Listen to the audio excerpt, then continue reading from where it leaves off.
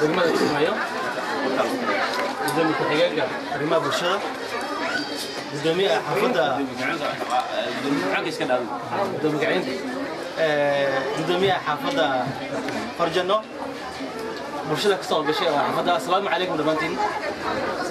aadan u faraxsanahay inaan ka soo galno barnaamijkan lagu furayo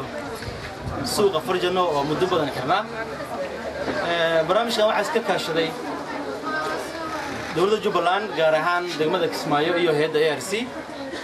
kaas oo ujeedadiisa in dib loo furo suuqyadii ku burburay dagaalkii ama dib loo xirnaa in dib loo furo ujeedada ugu muhiimsan ay ahayd in loo soo dhaweeyo adeegga bulshada inay helaan adeegyadii ka fogay in loo soo dhaweeyo kaas oo ay ka mid tahay maanta in la furo suuqi Farjano oo ahaan doona in laga helo qaybihii dhammaan ay u baahan tahay bulshada sida kalluunka sida qudaarta iyo baahida daruuriga dhammaan ee xaafadda ay u baahan tahay insha Allah waxaan rajayn doonaa inuu baahida istiri doono suuqa sidoo kale waxa qorshe noogu jiro insha Allah in dib loo furo suuqii fiyaaf madow oo hoos imaanaya degmada Calalle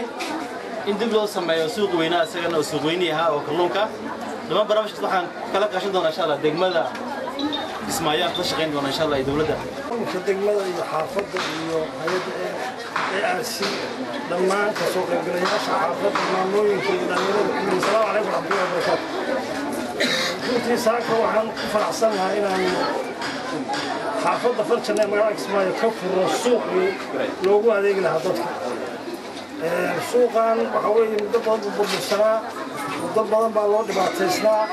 ilaahay amarkiisa halkay ku noqotay inuu furo oo diyaar u noqdo adeegii loogu qaban lahaa dadka marka hay'adda ARC oo naga gacan siisay dhismihiisa iyo xaafadda oo iyada qorshaha la timi iyo degmada iyo intii hawshan gacan ka geysatay oo horta waan uga mahadcelinaynaa waxaan rabnaa suuqi waa inoo diyaar waa la furay saaka shaqadii loogu talagalay inaan ku qabanaa waxaan rabnaa meesha hilibka lagu gadaya hilibka lagu gado bannaan hilib laguma gadi karo qudaarta meesha lagu gadaya waa leedahay qudaartii waa lagu gadaya kalluunka meesha loogu talagalay waa idiin sheegaya waxyaabaha ugu waaweyn oo suuqa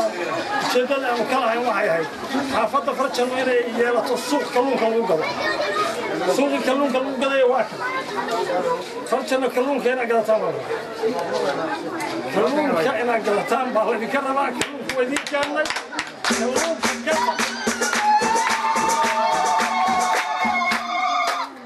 waxaa la rabaa kalluunkii iyo nidaamkiisa wixiisa waa lasoo dhammaystirayaa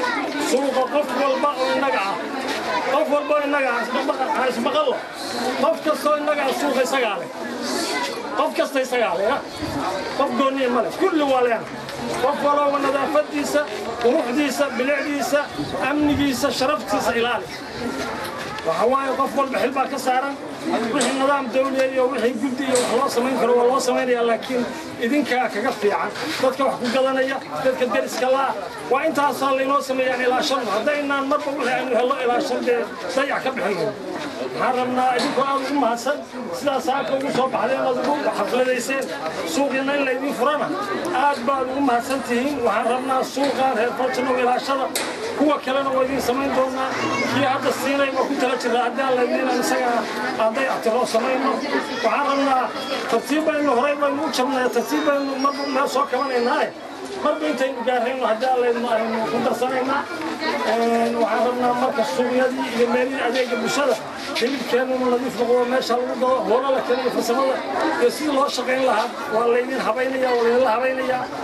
aad iyo aad baa u mahadsantihiin waxaan rabnaa suuqa Farjano saaka waa inoo furan yahay